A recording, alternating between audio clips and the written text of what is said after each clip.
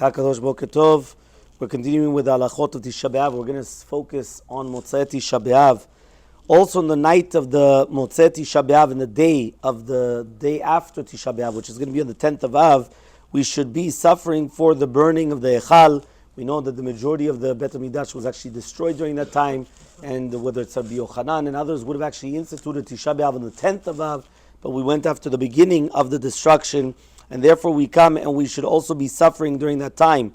The Ramah and also the Kaf HaChaim and Siman Tav Kuf Nun Aleph, Sivchet, it's also the Minhag, they bring down a Minhag not to do Birkat Levanan until Motzae Tisha Be'av, which means that even if it would come out, the Tisha B'Av would come out on a Sunday, Monday, which means the Motzae Shabbat would be the 7th, or according to our minhag, that it's going to be already after the 3rd day or the 5th day, it doesn't matter which one it is. We always have a minhag that we do it after Tisha B'Av.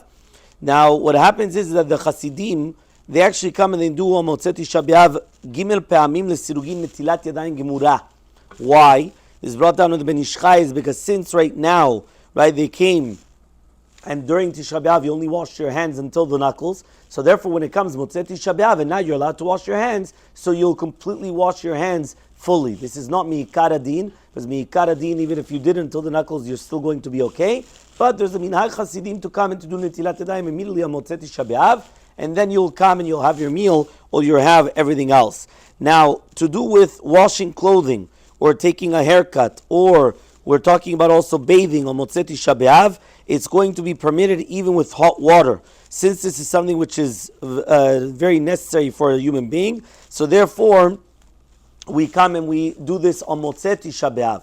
There are some shittot that they should say that you should actually wait until the next day for haircuts or for other things, especially that you need, but the mitzvah halacha, it's going to be permitted. The reason why is actually brought down. Maran says it in Siman Tav Kuf Nun Aleph, Siv Dalet, he says, Le'achar ta'anit mutar lesaper ulchabes miyad.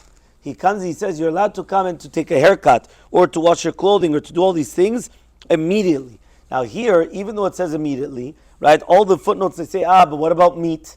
So technically, mitzad halacha, meat is also permitted. But mitzad minhag, the meat was prohibited. Because Maran brings down in Siman Tav Kuf Nun Chet, that on Motzae Tisha B'Av, since he says over here, let erev itzitu esh ba'echav v'nisraf et shkiat hachama b'yom ha'asiri mipnei kach minhag kasher shelo le'echol basar.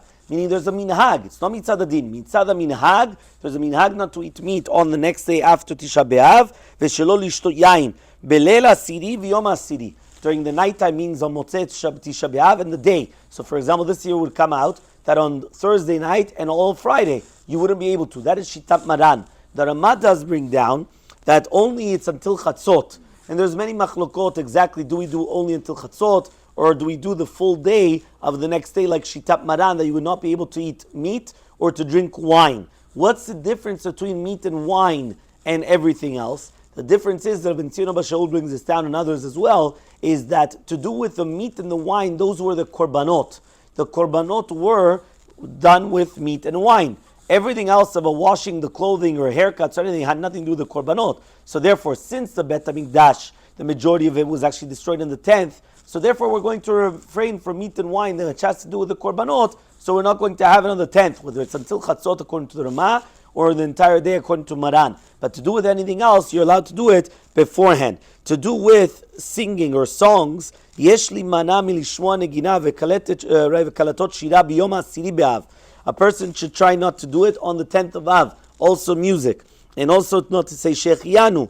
Okay, so therefore that's going to be very important. Obviously this year, because it's going to come out on Erev Shabbat, there's going to be more room for leniency, especially for those that even if they had a minhag to be machmir of washing clothing and all these things, for sure since it comes out Erev Shabbat, they're allowed to wash their clothing and they're allowed to do all these things without any problem whatsoever. Some people still say that maybe the haircut you should wait until after Chatzot, but again this year since it's closer, but for sure the meat and the wine, a person should try to refrain the entire day, right, of the 10th of Av, because anyway, Erev Shabbat, there's no inyan to start coming and eating meat or drinking wine until the Leil Shabbat. So these are just a few of the halachot, right, of right after Tisha B'Av, and then we have the day of Tu B'Av, the B'li Neder will explain another time, Be'ezrat Hashem.